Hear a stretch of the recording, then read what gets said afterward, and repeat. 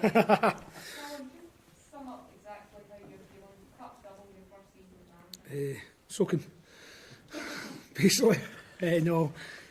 I don't know. I don't think it hasn't really sunk in yet. I think all the emotions and the last couple of weeks were all about the COVID issues and things like that. So, obviously trying to prepare the best we could for the game. I don't think it's quite sunk in that we won the double. And actually the the achievement of that is for a club like St Johnstone. I think Rangers, Celtic and Aberdeen have managed to do it. So, it's an unbelievable achievement from the players. I think I have to credit the Browns. Back in the late 80s, club were bottom of the second division roughly, and Jeff actually built the club brick by brick back up the way, and for them to achieve this season, I think it's a massive credit to them, the big St Johnstone supporters. They put all the time and effort into the club, and the people up there should be really proud of them. It's a magnificent achievement, and then really good that Sean scores a goal in both games in 30 seconds. Is that right? There you go, there's an interesting fact for you. So it was meant to be then, wasn't it? I think it was meant to be. I don't know. I'm a little bit lost for words after what's going on, and the players' effort today was incredible. I feel them looked a little bit tired, a little bit leggy. I didn't think we were as sharp as we could be, and I thought we actually grew stronger as the game went on. Hibs started to push players forward, and we managed to then try and pick them off in the counter. Do you feel like the game plan worked out? Hibs started to knock them along, and the back three were just outstanding on every single header. Yeah, I don't think the game plan. I think Hibs obviously they had the game plan which we need to sort in the first half. We got better at it, and then I think the first goal was crucial, really. And I think that if whatever team had got the first goal would probably have gone on to win the game, because I think Hibs are quite strong defensively in their unit as well. So the first goal is always going to be crucial, and I'm just delighted we got it.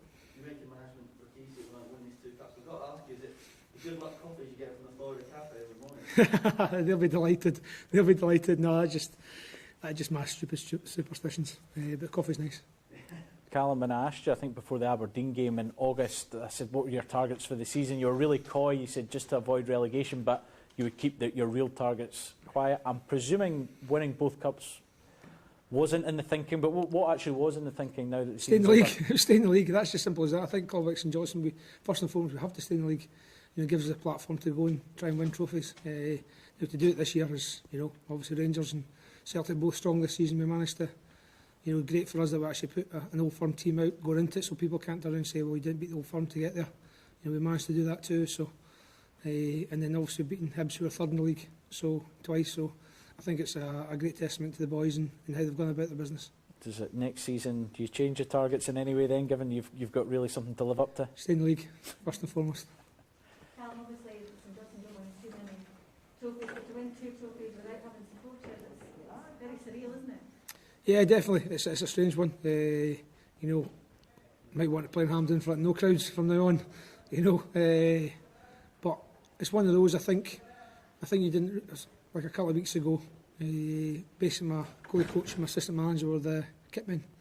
Because the kitman was off for COVID, so they were the backroom staff. My physio was the COVID officer. All these types of things. So all credit. They worked so hard to get us a platform to get here.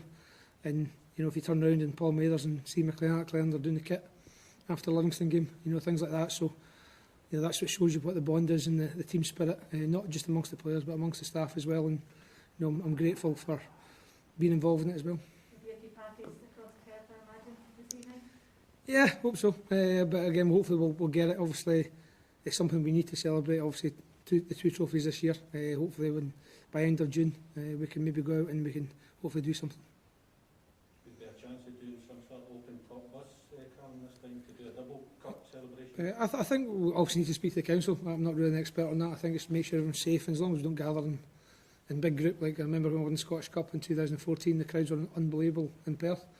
That probably can't happen. So maybe we'll have discussions and see the best way around it. Because I think the people of Perth, obviously deserve to sort of enjoy this success. You said that the aim for next season is just to stay up again, but do you have any fear that after such an outstanding achievement, you might lose some of your players? You just want to keep holding this up and go again next season? Is that the end for you? Yeah, that'll be easy, but I think if they perform at that level, over numerous occasions, it shows they're big game players. So I will find it hard to keep hold of them. Yeah. Red Cup, was it in the past couple of weeks that you just touched on the COVID situation? Did you fear the worst, going into such a massive game? I did a little bit. I just probably sharpness really with the players. We'd obviously like to train them harder, get them in. You know, we hardly talk to them really because they're just basically turning up for training and going home again. So you miss that kind of bond and that kind of just talking about things and talking about football. So definitely. And then we had obviously 8, 9 players missing for the Celtic game.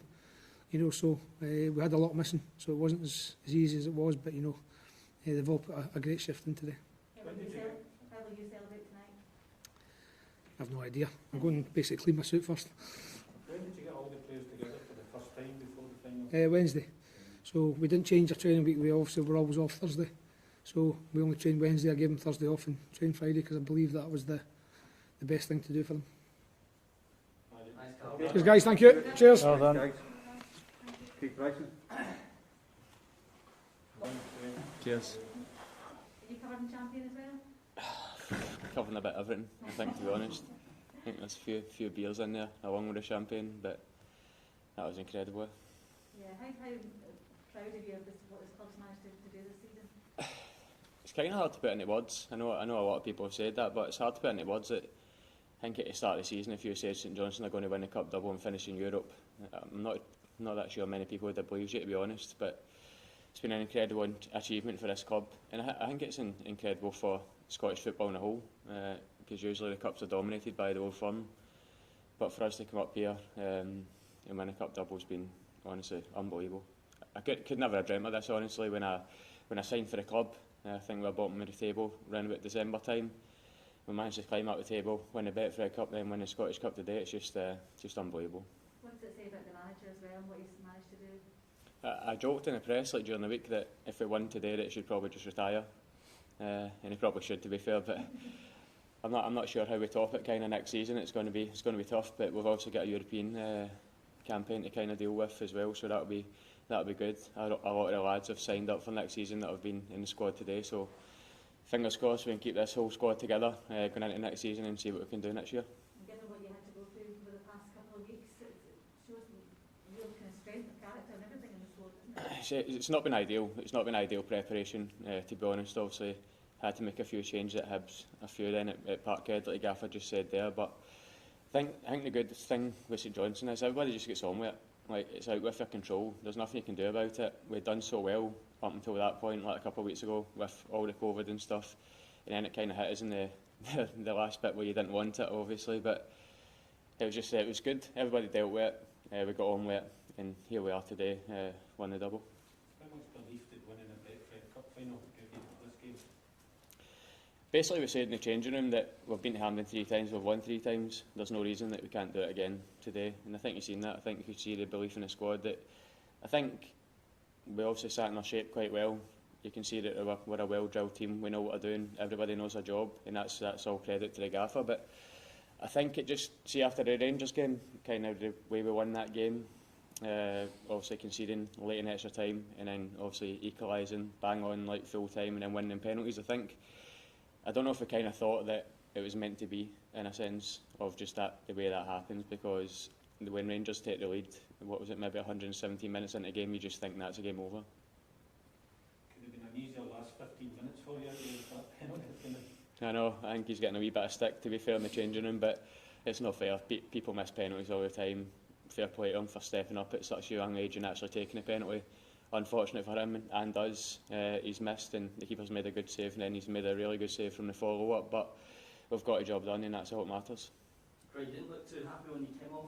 Was it because you were nervous, or just because you weren't able to play a part in the last 25 minutes? I came off because I had a slight injury. I blocked a shot and basically just twisted my ankle, so obviously I wasn't happy at that. And I think when you're on the pitch, you know you can control it, and you know what's happening, you know how the game's going, but when you're in the stand, it's a nightmare. It's a nightmare when you're watching it. It's so much worse. So there was a part of me that was gutted that I wouldn't be able to play the last 20, 25 minutes and something, and having to watch. And there was part of me that was gutted that I'd injured an ankle that I've had a problem with for a while. How are you? Do you think you'll be okay for the start of next season? Had a few beers, so it feels alright. It feels alright just now, but we'll see how it goes over the next couple of days and take it from there. But it's good. Obviously, everybody knows it's been well documented. I had a tough time up at Aberdeen for 12, 18 months, whatever it was, with an ankle injury that I just couldn't get fixed.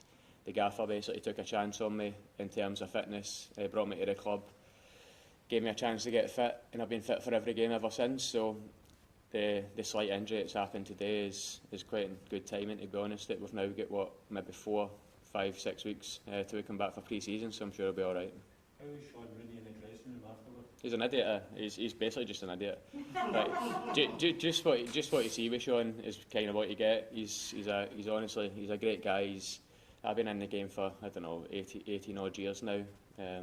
Obviously come to the end of my career, and I've never come across a guy like him. He's somebody that you need in the changing room.